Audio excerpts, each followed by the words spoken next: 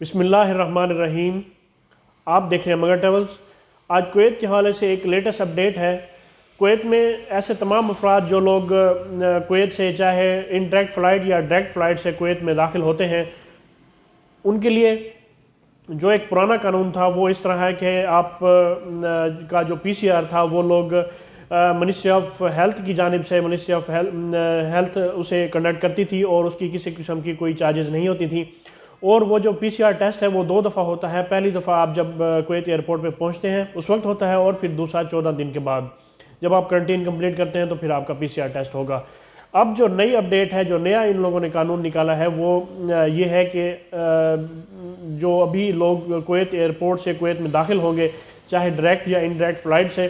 ان سے اب Kuwait authorities ticket کرواتے وقت یا ایئرپورٹ پہ 50 جو ہے دینار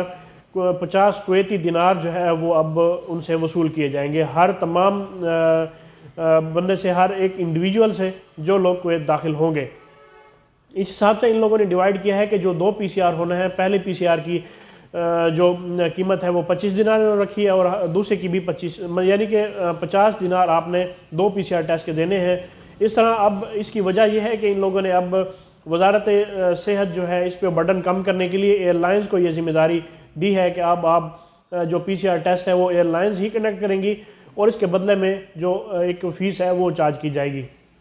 حالانکہ اب پچھلے دنوں میں ان لوگوں نے یہ کہا تھا کہ اب جو پی سی آر ٹیسٹ ہے اس کی کسی قسم کی کوئی فی نہیں لی جائے گی، لیکن ان لوگوں نے اپنا جو ڈیسیژن ہے وہ دوبارہ ریوائیو کیا ہے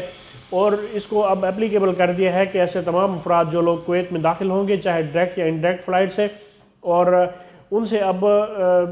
50 کویتی دینار جو ہے ایئر لائنز وصول کریں گی، چاہے وہ ٹکٹ کی مد میں کریں، ٹکٹ میں سے کریں یا ایئرپورٹ ارائیول پے کریں۔ یہ ایئر لائنز کی ثوابدید ہے، اور جو پی سی آر ٹیسٹ ہے وہ اب ایئر لائنز کی جانب سے ہی ہوگا، اور یہ 2 دفعہ ہوتا ہے۔